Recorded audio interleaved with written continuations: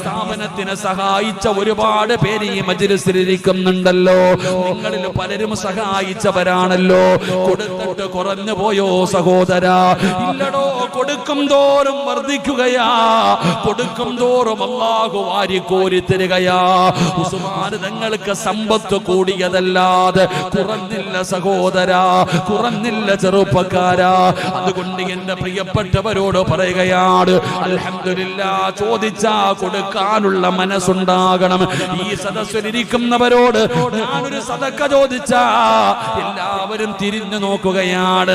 ആരെങ്കിലും എഴുന്നേറ്റൊരു സദക്ക പറയ് എന്ന് പറഞ്ഞാൽ എല്ലാവരും തിരിഞ്ഞു നോക്കുകയാണ്. എന്നാൽ എന്റെ മുസ്ലിമേ, നിങ്ങൾക്ക് എല്ലാവർക്കും അല്ലാഹു തരുന്ന പ്രതിഫലം എന്തെന്നറിയോ? അല്ലാഹു തരുന്ന പ്രതിഫലം എന്താണ്? ചോദിക്കുമ്പോ ചാടി എഴുന്നേറ്റ് പറയണം ചെറുപ്പക്കാരാ, വാപ്പമാരെ, ഒന്നാമനാകാൻ പരിശ്രമിക്കണേ. ഒരു നല്ല കാര്യം പറഞ്ഞു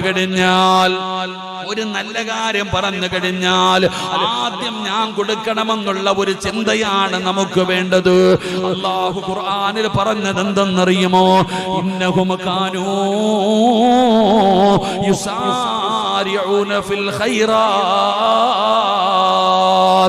ഒരു നല്ല കാര്യം പറഞ്ഞാൽ അവര് മത്സരിക്കുമടോ.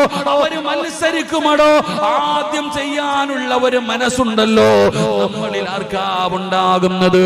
എന്റെ പ്രിയപ്പെട്ടവരെ, അല്ലാഹു തരുന്ന പ്രതിഫലം എന്തെന്നറിയോ? അത് എല്ലാവർക്കും ഉണ്ടാകുന്ന ഒരു സ്വഭാവമല്ല. ഒരു നല്ല കാര്യം പറഞ്ഞാൽ ആദ്യം എനിക്ക് ചെയ്യണമെന്ന് പറയുന്ന ഒരു നല്ല ഗുണം ആർക്കാണോ ഉള്ളത്, അല്ലാഹു അവരെ കുറിച്ച് ഖുർആൻ പറയുകയാണ്. ആ ഒരു ഗുണമാണ് നമുക്കുണ്ടാകേണ്ടത്. ഏതുപോലെ എന്നറിയുമോ? മഹാനായ സയ്യിദുനാ ഇബ്രാഹിം നബി അലൈഹിസ്സലാം, ഇബ്രാഹിം നബിയുടെ ചരിത്രം അറിയുമല്ലോ.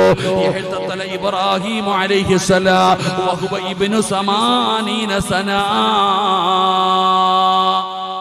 ഒരു നല്ല കാര്യം പറഞ്ഞ ആദ്യം എനിക്ക് ചെയ്യണമെന്ന് പറയുന്ന ഒരു മനസ്സ് നമുക്കുണ്ടാകണം.